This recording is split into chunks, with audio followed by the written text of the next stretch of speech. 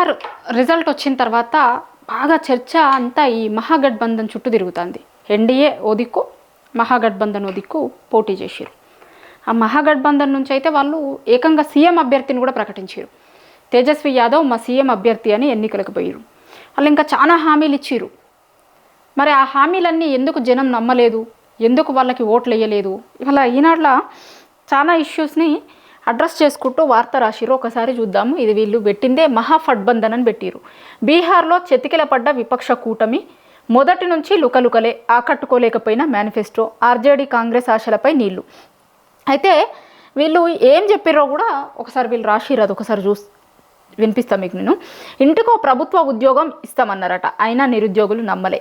పాత పింఛన్ పథకాన్ని పునరుద్ధరిస్తామని చెప్పిరు, నమ్మలే. మహిళలకు నెల నెల 2500 ఇస్తామన్నారు. వక్ఫ్ సవరణ చట్టం అమలును ఆపేస్తామన్నారు, అయినా ముస్లింలను ఆకట్టుకోలే.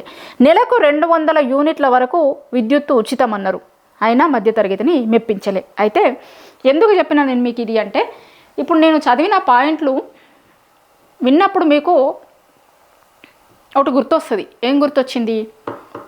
ఇది కాంగ్రెస్ ఆర్జేడీ కలిసి మహాగఠబంధన్గా పోటీ చేసిన వాళ్ళు చెప్పిన హామీలు.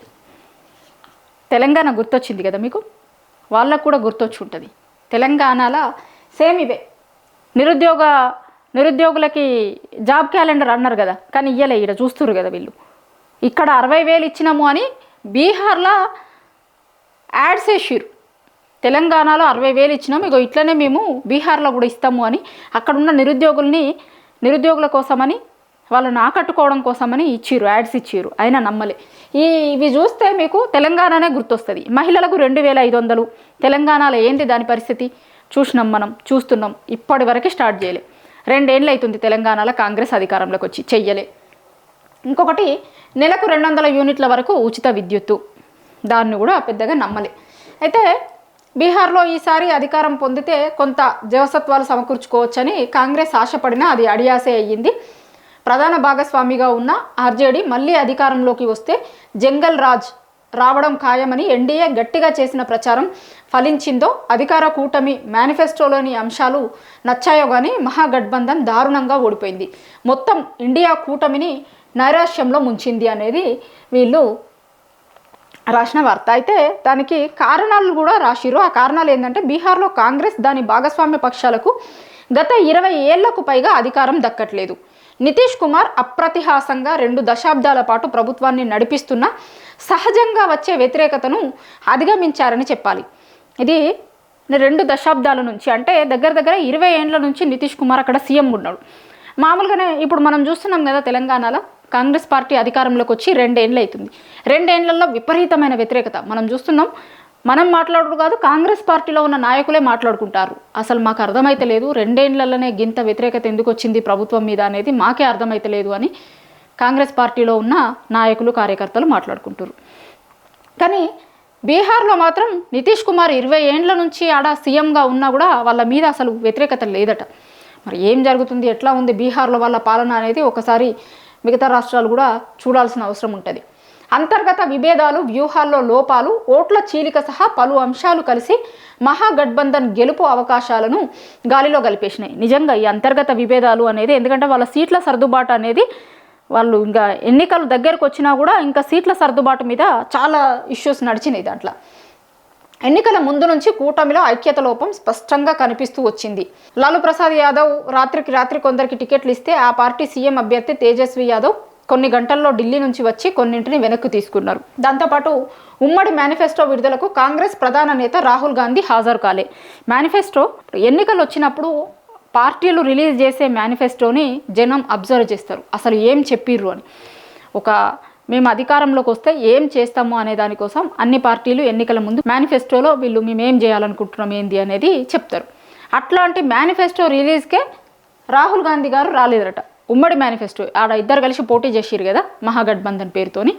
ఆ ఉమ్మడి మేనిఫెస్టోకి ఆర్జేడీ నుంచి రావాల్సి ఉంటుండే, కాంగ్రెస్ నుంచి రావాల్సి ఉంటుండే. ఎందుకంటే వీళ్ళిద్దరు కలిసి గవర్నమెంట్ ఫామ్ చేస్తాము అని ఉన్నప్పుడు ఇద్దరు కలిసి జనాలకి మేనిఫెస్టోని రిలీజ్ చేసి మా మేనిఫెస్టో ఇది, మేము అధికారంలోకి వస్తే ఇవి చేస్తాము అనేది గట్టిగా చెప్పాల్సింది ఉండే. కానీ ఆ మేనిఫెస్టో రిలీజ్గా రాహుల్ గాంధీ రాలేదు. రాకపోయిన తర్వాత ఇక జనాలు ఏమనుకుంటారు, సీరియస్నెస్ వాళ్ళకే లేదు, లేకపోతే రేపు పొద్దున అధికారంలోకి వచ్చిన తర్వాత వీళ్ళు కలిసి ఉంటారా లేదా, అస్థిరత ఏమన్నా ఉంటుందా అనేది సహజంగానే అక్కడున్న జనాలకి అనుమానం వస్తుంది. సీట్ల సర్దుబాటు ఒక పట్టాన తేలలేదు. చివరికి ఆర్జేడీ 143 స్థానాలతో పెద్ద పార్టీ పాత్ర పోషించి కాంగ్రెస్కు 61 ఇచ్చింది. మిగిలినవి ఇతర పక్షాలకు సర్దింది. ఎంత చేసినా అప్పటికే నామినేషన్లు వేసిన వారి కారణంగా కూటమిలో నేతలు డజన్కు పైగా స్థానాల్లో ఒకరిపై ఒకరు పోటీ పడాల్సి వచ్చింది.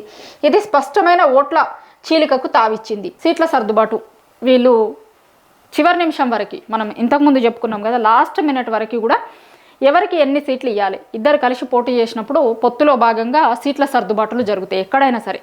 ఇప్పుడు మొన్న ఏపీలో ఎన్డీఏ కూటమిగా పోటీ చేసింది కదా, బీజేపీ తర్వాత జనసేన. సో అప్పుడు సీట్ల సర్దుబాటు చేసుకుంటాయి. ఎవరైనా సరే 2 పార్టీలు కలిసి పోటీ చేసినప్పుడు సర్దుబాటు చేసుకుంటాయి.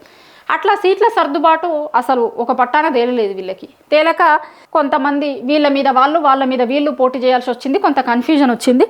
కాంగ్రెస్కి 61 ఇచ్చిందట, కానీ 61లో వాళ్ళు గెలిచింది సింగిల్ డిజిట్. పోయినసారి కంటే తగ్గినాయి ఈసారి. అంటే గతంలో కూడా వీళ్ళ మీద అదే పేరుండే, అసలు గెలుస్తాము అనే స్థానాలని కాకుండా అసలు ఎక్కువ సీట్లు మాకు కావాలి అని పట్టుబట్టి గతంలో కూడా సేమ్ ఇట్లనే ఓడిపోవాల్సి వచ్చింది. మళ్ళీ ఇప్పుడు కూడా అసలు వాళ్ళకి పట్టున్న స్థానాలు ఏంది, ఎన్నిట్లలో పోటీ చేస్తే కాంగ్రెస్ బలంగా ఉంది, ఆ సీట్లు అడిగితే మంచిగా ఉంటుండే. కానీ ఎంతసేపు మేము ఎక్కువ సీట్లలో పోటీ చేసినామా అనే దాని మీద కాన్సన్ట్రేట్ చేస్తున్నాయి. కానీ ఎక్కువ సీట్లు కాదు, బలంగా ఉన్న స్థానాలను తీసుకొని తక్కువ సీట్లు అయినా సరే బలంగా ఉన్నవి తీసుకొని గెలిచేతందుకు పోటీ చేస్తే, కృషి చేస్తే మంచిగా ఉంటుండే. కానీ అసలు ఎంతసేపు మేము ఎక్కువ సీట్లు తీసుకున్నామా అనే దాని మీదనే కాంగ్రెస్ దృష్టి పెట్టింది అనేది నిన్న రిజల్ట్ వచ్చినప్పటి నుంచి చాలా మంది మాట్లాడుకుంటున్నమాట. సో అందుకోసమే 61లో పోటీ చేస్తే వాళ్ళు దగ్గర సింగిల్ డిజిట్ల 6 గెలిచినట్టున్నారు. చాలా దారుణం. అసలు వాళ్ళు పోటీ చేసిన దాంట్లో సింగిల్ డిజిట్కి పడిపోయింది. సో అందుకోసం ఈ మహాగఠబంధన్ అనేది నిజంగా ఒక టైటిల్, ఒక ఆప్ట్ అయ్యేలాగా కనిపించింది. అట్లా ఈ మహాగఠబంధన్ ఎట్లా ఫెయిల్ అయింది ఎన్నికల స్ట్రాటజీలో కావచ్చు, మేనిఫెస్టోను కావచ్చు, జనాలకి వీళ్ళు ఏం చేస్తాము అని చెప్పడంలో కావచ్చు, దానివల్ల వాళ్ళు ఇలా మహాగఠబంధన్గా మిగిలిపోయిర్రు అనేది ఈనాడు రాసిన వార్త.